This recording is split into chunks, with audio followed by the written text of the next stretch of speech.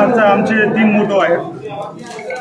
पहिला मोटो असा आहे आमचा की 16 नोव्हेंबर 2024 रोजी आमच्या पक्षाचे राष्ट्रीय अध्यक्ष इंजिनियर अण्णादादा आंबेडकर साहेब, त्याचबरोबर पक्षाचे प्रदेशाध्यक्ष काकासाहेब खंबाळकर व अन्य राज्य कार्यकारिणीच्या लोकांची 16 नोव्हेंबर 2024 रोजी स्टेडियम परिसर या ठिकाणी इंदिरा गांधी मैदान या ठिकाणी आमची जाहीर सभा होत आहे।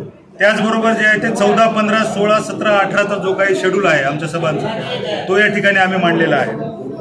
दुसरा मोटो आमचा असा आहे की राष्ट्रीय जनविकास सेना आणि बहुजन लोकन्याय संघ, राष्ट्रीय जनविकास सेना हा राजकीय पक्ष आहे आणि बहुजन लोकन्याय संघ ही सामाजिक संघटना, यांनी आम्हाला पाठिंबा दिलेला आहे। 16 नांदेड लोकसभेचा उमेदवार म्हणून मला पाठिंबा दिलेला आहे। त्याचबरोबर मी जर खासदार म्हणून निवडून गेलो तर या नांदेडमध्ये जो काही गुरुदागद्दीच्या अनुषंगाने 3-4 हजार करोड आलेल्या जो काही घोटाळा झालेला आहे काँग्रेसच्या काळामध्ये, तर त्या घोटाळ्याची पार्लमेंटरी कमिटीच्या जॉईंट पार्लमेंटरी कमिटीकडून चौकशी व्हावी अशी माझी पहिली मागणी असणार आहे। दुसरी माझी मागणी या ठिकाणी अशी असणार आहे की जो नांदेड जिल्हा आदर्श घोटाळ्यामुळे कलंकित झालेला आहे, तर त्या आदर्श घोटाळ्याची जॉईंट पार्लमेंटरी कमिटीच्या अनुषंगाने जी आहे ती चौकशी व्हावी अशी माझी दुसरी मागणी असणार आहे। आणि स्थानिकचे अनेक प्रश्न आहेत, त्या प्रश्नाच्या अनुषंगाने जे आहे ते आम्ही या निवडणुकीला सामोरे जात आहोत, ज्याच्यामध्ये नांदेड शहरापासून 5 किलोमीटरवर जो काही शासकीय दवाखाना आहे,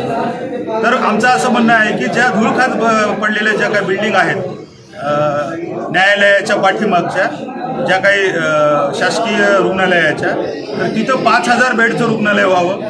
त्याचबरोबर जे आहे ते MIDC जे आहे जी शेवटच्या घटका मोजत आहे, तर ती MIDC जी आहे ते नांदेडमध्ये पुनर्जीवित करण्यासाठी मी प्रयत्न करणार आहे। 16 तालुक्यामध्ये जे आहे ते नांदेड तालुका स्तरावर MIDC चालू व्हावे। स्पर्धा परीक्षा देणारा एक मोठा वर्ग नांदेड जिल्ह्यामध्ये आहे, त्याच्यामुळं 16 तालुक्यामध्ये 9 विधानसभेच्या अनुषंगाने शहरी भाग पकडून जे आहे ते स्पर्धा परीक्षेचे मार्गदर्शन केंद्र, त्याचबरोबर वातानुकूल अभ्यासिका आणि महिलांसाठी वेगळ्या वातानुकूल अभ्यासिका व्हावा याच्यासाठी आम्ही प्रयत्न करणार आहोत। गायरान जमिनीचा जो प्रश्न आहे ते गायरान जमिनीचे जे काही पट्टे ज्यांना दिलेले आहेत, तर तिथं त्याच्यावर त्या लोकांचा रोजगार आहे, तिथे ते लोक शेती करतात, तर ते त्यांच्या नावामध्ये वर्ग 2च्या अनुषंगाने का होईना त्यांचं नाव त्या ठिकाणी लागावं। ह्या काही मागण्या आहेत, त्या मागण्या घेऊन आम्ही लढणार आहोत।